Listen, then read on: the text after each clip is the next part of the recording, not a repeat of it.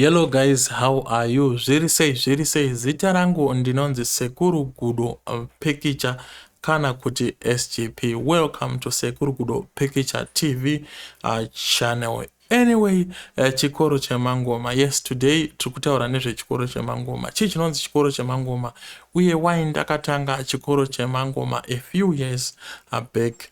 So Chikoro Chemangoma chikoro chandakatanga mushure mekunge ndaona kuti music industry yedu yemazuva ano iri kupindwa navanhu vakasiyana-siyana vanobva kuma-backgrounds akasiyana-siyana asi vanenge vasina information yakakwana yekuunderstanda kuti music industry yedu especially yemuzimbabwe inofamba sei. So kubudikidza nekuteera chikoro chemangoma unokwanisa kurumidza kunzwa kana kunzwisisa kuti industry inofamba sei, wokwanisa kubatidzana nevamwe kana kuti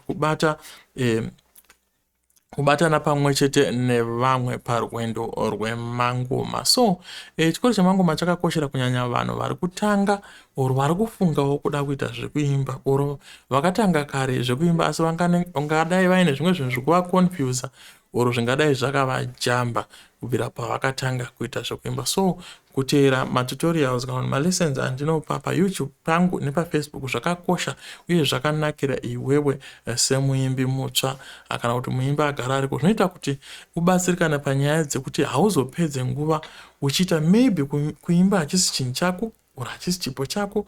You are going to realize by understanding and listening to these videos unokwanisa kuseva zvinhu zvakafanana nemari resources akawanda. So kana munhu uchingopinda mumangoma usina chikoro chemangoma, remember hakuna kusingadiwe chikoro, ndosikana even vakuru vakati kudzidza hakupere.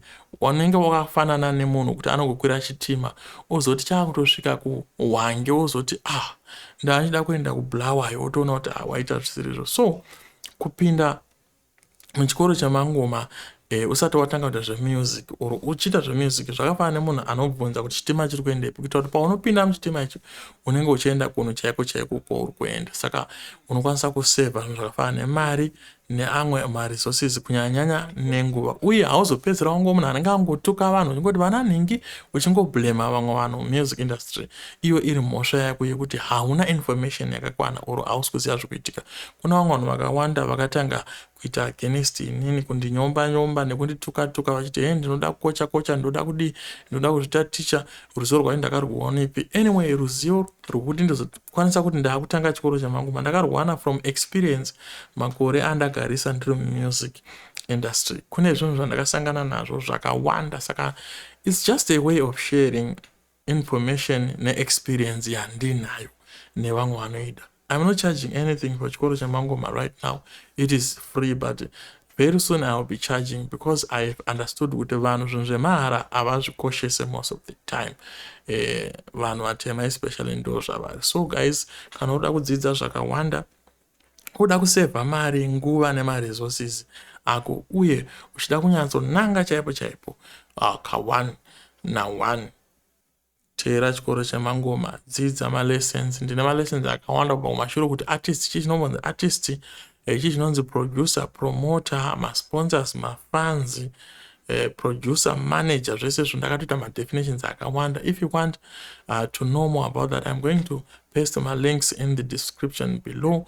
Then you get to watch those videos. They are so important, especially to you, my artist. Kana usiri artists, please share this video neamwe maartist aunoziva unofungidzwa kuti maybe munhu uri friend yako artist oda kupinda music industry but ari confused kuti zvofamba sei, haasi kuziva. So sharing this video is going to help her or him, and also watching other tutorials that I've done before is also going to help them. So without further ado, please fara chikoro chemangoma, subscribe to my YouTube channel, share this video and ring the notification bell so that every time that I get to post a new video, you get to be notified automatically and notified first.